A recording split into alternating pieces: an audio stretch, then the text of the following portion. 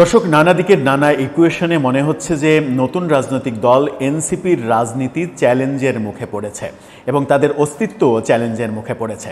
বিশেষ করে সম্প্রতি ডাকসুতে চরম ভরাডুবি, জাকসুতেও প্রায় একই রকমের ভরাডুবি। সেই ভরাডুবির প্রেক্ষাপটে তারা কিন্তু কোনো রাজনৈতিক ন্যারেটিভ দাঁড় করাতে পারেনি।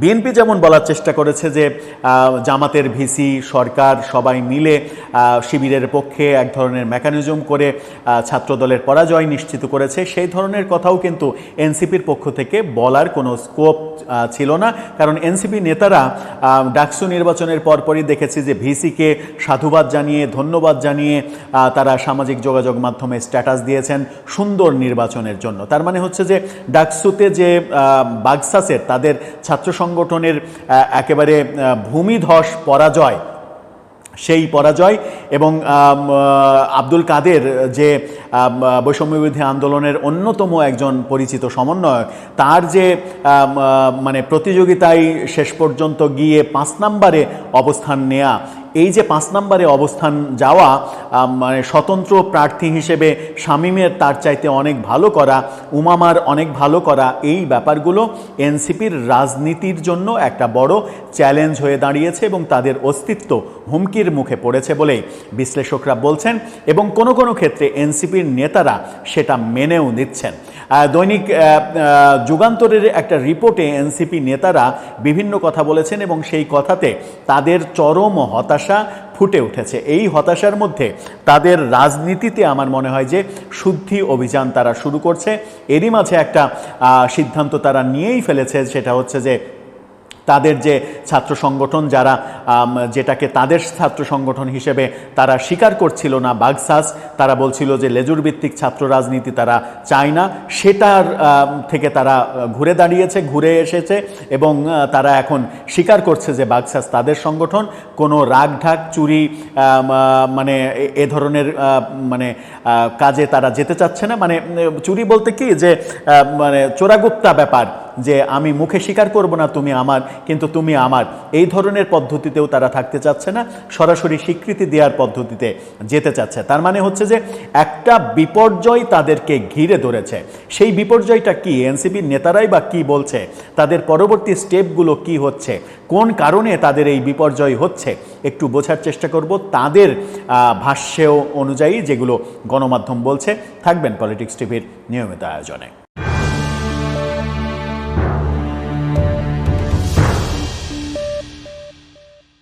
দর্শক, বলছিলাম এনসিপির রাজনীতি চরম চ্যালেঞ্জের মুখে পড়েছে। দৈনিক যুগান্তর যেটা বলছে, একটা রিপোর্ট করেছে তাদের নেতাদের সঙ্গে কথা বলে, সেটার শিরোনাম তারা করেছে যে ডাকসু জাকসুতে সমন্বয়কদের বিপর্যয়, চ্যালেঞ্জের মুখে এনসিপি।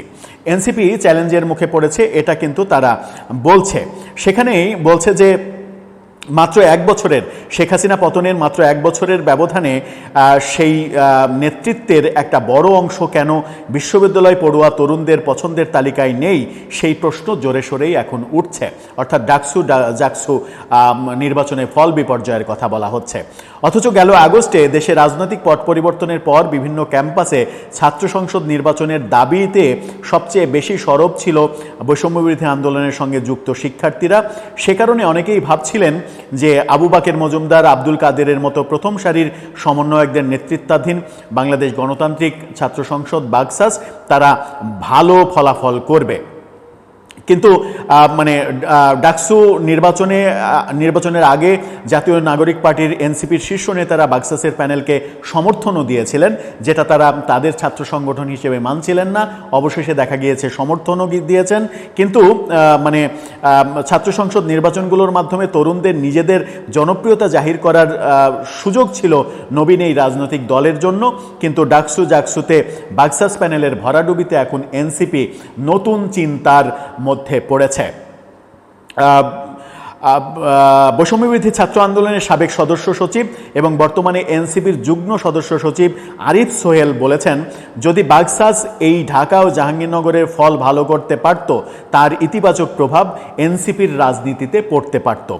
তবে তারা এটিও মনে করছেন যে গণ অভ্যুত্থানের পর বৈষম্যবিরোধী শিক্ষার্থীদের কিছু কিছু কর্মকাণ্ডের নেতিবাচক প্রভাব ছাত্র সংসদ নির্বাচনে পড়েছে। অর্থাৎ স্বীকার করছে যে বৈষম্যবিরোধী আন্দোলনের ব্যানারে সারা দেশে এমন বাজে বাজে কর্মকাণ্ড করা হয়েছে যার নেতিবাচক ফল এখন তারা ভোগ করছে, যার কারণে হতাশাজনক ফল এসেছে ডাকসু এবং জাকসুতে। বৈষম্যবিরোধী আন্দোলনের সমন্বয়করা ছাত্র সংসদ নির্বাচনের জন্য সরব থাকলেও নির্বাচন ঘনিয়ে আসতেই তাদের মধ্যে বিভক্তি বেড়েছিল। জাহাঙ্গীরনগর বিশ্ববিদ্যালয়ে একই ঘটনা ঘটেছে। বড় দুটি বিশ্ববিদ্যালয়ের ছাত্র সংসদ নির্বাচনের এমন ফলাফলের কারণ হিসেবে নিজেদের সাংগঠনিক দুর্বলতা ও কিছু কিছু নেতাকর্মীর নেতিবাচক ইমেজকে দায়ী করেছে এনসিপির নেতারা। এনসিপির যুগ্ম সচিব আরিফুল ইসলাম আদিব বলেছেন, একে তো প্রস্তুতি নেওয়ার ঘাটতি ছিল, অন্যদিকে বাগসাসের সাংগঠনিক কাঠামো ছিল দুর্বল, যে কারণে আশানুরূপ ফল পায়নি এনসিপি। অন্যদিকে গণ অভ্যুত্থানের পর সরকারের উপদেষ্টা থেকে শুরু করে দেশের বিভিন্ন জায়গায় বৈষম্যবিরোধী শিক্ষার্থীদের নেতিবাচক কর্মকাণ্ড প্রভাব ফেলেছে বলেও এই দলটির নেতারা মনে করছেন। অর্থাৎ ছাত্র উপদেষ্টা থেকে শুরু করে বৈষম্যবিরোধী আন্দোলনের বিভিন্ন নেতারা নেতিবাচক যে কর্মকাণ্ড করেছে সেই কর্মকাণ্ডই এনসিপির উপরে এখন বিরূপ প্রতিক্রিয়া হিসেবে আসছে, এমনটা তারা মনে করছেন। এনসিপির যুগ্ম সদস্য সচিব আরিফ সোহেল বলেছেন, আমাদের কেউ কেউ রাষ্ট্র পরিচালনার খুব কাছাকাছি চলে গিয়েছিল, তাদের অনভিজ্ঞতা, অক্ষমতা কিংবা তাদের নিয়ে মিডিয়া ট্রায়ালও হয়েছে। স্বীকার করা হচ্ছে তারা অনভিজ্ঞ ছিল এবং অক্ষম ছিল, কিন্তু রাষ্ট্র পরিচালনায় গিয়েছিল। এতদিন পরে 13 মাস পরে এসে তারা বুঝতে পারছে যে তাদের এই কর্মকাণ্ডগুলো ভুল ছিল। তারপরে তিনি বলছেন, ফলে একটা বিতর্কিত ইমেজ তৈরি হয়েছে তাদের, যার প্রভাব পড়তে পারে এই ছাত্র সংসদ নির্বাচনে এবং প্রভাব পড়েছে এনসিপির ওপরে। এর বাইরেও দেশের বিভিন্ন স্থানে চাঁদাবাজি কিংবা অন্যান্য নেতিবাচক কর্মকাণ্ডে এনসিপি নেতাদের কেউ কেউ জড়িয়েছেন, যার কারণে ছাত্রদের এই সংগঠনটির ভোটে প্রভাব পড়েছে বলে তারা মনে করছেন। স্বীকার করছে যে সারা দেশে চাঁদাবাজির ঘটনার সঙ্গে এনসিপি নেতাদের, বাকসাস নেতাদের কথা উঠে এসেছে। সর্বশেষ আমরা এই যে বিতর্কিত তমা উত্তরায় চাঁদাবাজি করতে গিয়ে গ্রেপ্তার, সেই ঘটনা আমরা দেখেছি। গুলশানে চাঁদাবাজির ঘটনায় যারা গ্রেপ্তার হয়েছে তারা এনসিপির শীর্ষ নেতাদের কোলের মধ্যে বসে ছবি তোলার যে দৃশ্যগুলো এসেছে সেগুলো নিয়ে নানাভাবে বিশ্লেষণ হয়েছে যে এনসিপির শীর্ষ নেতাদের একেবারে কাছের মানুষ না হলে কেউ কোলের মধ্যে নিয়ে ছবি তোলে না। একজনের সঙ্গে সৌজন্যমূলক ছবি তোলা আর কোলের মধ্যে বসে ছবি তোলার মধ্যে আকাশ পাতাল পার্থক্য। তবুও এনসিপির পক্ষ থেকে কোনো ধরনের কোনো উদ্যোগ নেওয়া হয়নি। জানে আলম যখন ভিডিও বার্তা দিল একজন উপদেষ্টার সম্পর্কে, সেই ব্যাপারে কোনো ধরনের কোনো পদক্ষেপ নেওয়া হয়নি, বরং পরবর্তীতে এনসিপি জানে আলমের স্ত্রীকে প্রেস ক্লাবে নিয়ে এসে প্রমাণ করার চেষ্টা করলো যে না, জানে আলমকে অন্য কেউ তুলে নিয়ে যেয়ে জোর করে এটা বলানোর চেষ্টা করেছে। ব্যাপারগুলো সব কিছুই এমন সিদ্ধান্ত এনসিপি নিয়েছে যে সিদ্ধান্তের ফল এখন ভোগ করছে, এবং তারা এখন এসে বাকসাস বিলুপ্ত করার সিদ্ধান্ত নিচ্ছে এবং এনসিপির পরিকাঠামোতেও অনেক বেশি পরিবর্তন আনার ব্যাপারে ভাবছে। আমরা দেখেছি যে নারী কেলেঙ্কারিতে জড়িত সরোয়ার তুষার, তাকে শোকজ করার পরেও 3 মাস পরে তাকে আবার দলে ফিরিয়ে এনে তার দ্বারা ভালো ভালো বয়ান দেওয়ানো হচ্ছে, যেটাও এনসিপির ইমেজের উপরে চরমভাবে আঘাত পড়েছে।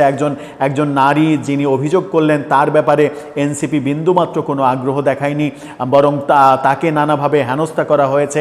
এই ব্যাপারগুলো এনসিপির জন্য কাল হয়ে দাঁড়িয়েছে এবং এনসিপির কর্মকাণ্ড শুরু থেকে এখন পর্যন্ত যে কর্মকাণ্ড, একমাত্র নাহিদ ইসলাম এবং আক্তার হোসেন এই দুজনকে নিয়ে এনসিপিতে তেমন কোনো বিতর্ক নেই, কিন্তু শীর্ষ নেতাদের হাসনাত, সার্জিস, নাসিরুদ্দিন পাটোয়ারি, এই সরোয়ার তুষার, এদের যে বিতর্কের মাত্রা, এরা যেভাবে বিতর্কে জড়িয়ে পড়েছেন, এই বিতর্কে জড়িয়ে পড়ার পরেও এনসিপি থেকে তেমন কোনো উদ্যোগ নেওয়া হয়নি যেটা জনগণের মাঝে একটা নেতিবাচক প্রভাব ফেলেছে। সার্জিসের 1.5 শতাধিক গাড়ি নিয়ে শোডাউন, হাসনাতের সেনাবাহিনী প্রধান সম্পর্কে যাচ্ছে তাই বাজে বক্তব্য, নাসিরুদ্দিন পাটোয়ারির ডিজিএফআইয়ের সদর দপ্তর উড়িয়ে দিতে চাওয়া, সেনাবাহিনীর বিরুদ্ধে অবস্থান নেয়ার পরেও সেনাবাহিনীর গাড়িতেই সাজোয়া জানেই গোপালগঞ্জ থেকে উদ্ধারের পরেও সেনাবাহিনী সম্পর্কে বাজে কথা থামেনি। এই সব কর্মকাণ্ড আমার মনে হয় যে টোটালি এনসিপির রাজনীতি সম্পর্কে মানুষের কাছে একটা নেতিবাচক বার্তা দিয়েছে এবং সেই নেতিবাচক বার্তারই প্রতিফলন শুরু হয়েছে ছাত্র সংসদ নির্বাচনের মাধ্যমে, যেটা এনসিপি হয়তো এখন বুঝতে শুরু করেছে এবং বুঝতে শুরু করাটা একটা পজিটিভ দিক। তারা যদি বুঝতে শুরু করে এবং যে রাজনৈতিক ধারায় তারা চলছিল সেই রাজনৈতিক ধারা বাদ দিয়ে সঠিক জনগণের রাজনৈতিক ধারায় যদি আসতে পারে, তাহলে আগামী তরুণরা তারা সময় লাগলেও একদিন না একদিন মানুষের আস্থার জায়গা দখল করতে পারবে। নতুবা তারা যে পথে রাজনীতি শুরু করেছিল সেই পথটাই যদি আঁকড়ে ধরে থাকে এবং সেই ভুল পথে, যে পথটাকে অনেকে বলেন যে পাকিস্তানকে প্রাধান্য দেওয়ার পথ, পাকিস্তান পন্থা, 47কে আঁকড়ে ধরা, 47কে বেশি বেশি ওন করা, 71-এর সঙ্গে 24-এর তুলনা করে 71কে খাটো করা, মুক্তিযুদ্ধের কথা বললে, 72-এর সংবিধানের কথা বললে তাকে আওয়ামী দোসর হিসেবে ট্যাগ দেয়া, যে কাউকে আওয়ামী দোসর ট্যাগ দেয়া, এই ব্যাপারগুলো আমার মনে হয় যে তাদের রাজনীতিতে চরম নেতিবাচক প্রভাব ফেলেছে। সেখান থেকে তারা যদি পরিশুদ্ধ রাজনীতির পথে আসে, যেমন একটা সিম্পল উদাহরণ যেটা দিয়ে শেষ করতে পারি, বাংলাদেশের প্রায় প্রত্যেকটা রাজনৈতিক দলেরই ছাত্র সংগঠন রয়েছে। তো এনসিপি প্রথমে এসে বলল কি, আমরা লেজুর ভিত্তিক ছাত্র সংগঠন রাজনীতিতে থাকুক, এটা আমরা চাই না, এবং ক্যাম্পাসে ছাত্র রাজনীতি বন্ধ করার উদ্যোগও তারা বিভিন্নভাবে নিল। তাদের ছেলেপেলেকে দিয়ে মিছিল টিছিল করিয়ে, কারো পোস্টার ছিঁড়ে, এটা করে ওটা করে একটা বিধিখিচ্ছিরি একটা ব্যাপার তৈরি করলো। কিন্তু তারাই আবার ছাত্র সংগঠন তৈরি করলো, তারাই আবার ডাকসু নির্বাচনের আগে তাদেরকে সমর্থন দিল এবং ডাকসু নির্বাচনের পরাজয়ের পরে তারাই এখন সিদ্ধান্ত নিয়েছে কি, যে এই রাগঢাক করে রাজনীতি আর হবে না, এখন ওপেন ঘোষণাই দিতে হবে যে ছাত্র সংগঠনটা আমাদেরই সংগঠন এবং আমাদেরই লেজুর ভিত্তিক সংগঠন। এই যে ব্যাপারটা এরকম হলো যে সেই তোমা আলে, আগে আসলে এটা হতে, এখন আসলে এটা হলে, এই ব্যাপারটা এরকম হয়ে গেছে তাদের রাজনীতিতে। এবং তাদের রাজনীতিতে অনভিজ্ঞতা একটা বড় ব্যাপার এবং ভুল অভিভাবকের দ্বারা পরিচালিত হওয়া, সেটাও একটা বড় ব্যাপার। আমার মনে হয় যে ভুল অভিভাবকদের ত্যাগ করা উচিত এবং দিনে দিনে তো তাদের অভিজ্ঞতা হচ্ছে, সেই অভিজ্ঞতার আলোকে ভুলগুলোকে স্বীকার করে নিয়ে আমার মনে হয় যে একটা বার্তা দেওয়া উচিত, যেন জনগণ তাদের উপরে নেগেটিভ মানসিকতা না রাখে, পজিটিভ মানসিকতা রাখে। কারণ কারো বংশ নির্বংশ করার রাজনীতি কখনো সভ্য রাজনীতি হতে পারে না, কারো কবর রচনা করার রাজনীতি কখনো সভ্য রাজনীতি হতে পারে না। সেই রাজনীতিকে গণমানুষ কখনো মেনে নেয় না। গণমানুষ সেই রাজনীতি পছন্দ করে যে রাজনীতিতে সৌহার্দ্যপূর্ণ পরিবেশ থাকবে, যে রাজনীতিতে একে অপরের রাজনৈতিক প্রতিপক্ষ হবে কিন্তু কেউ কাউকে শত্রু ভাববে না, কেউ কাউকে বিনাশ করার চেষ্টা করবে না, কেউ কারো কবর রচনা করার চেষ্টা করবে না। দর্শক, আপনার মতামত জানিয়ে এই ব্যাপারে লিখতে পারেন আমাদের কমেন্ট বক্সে।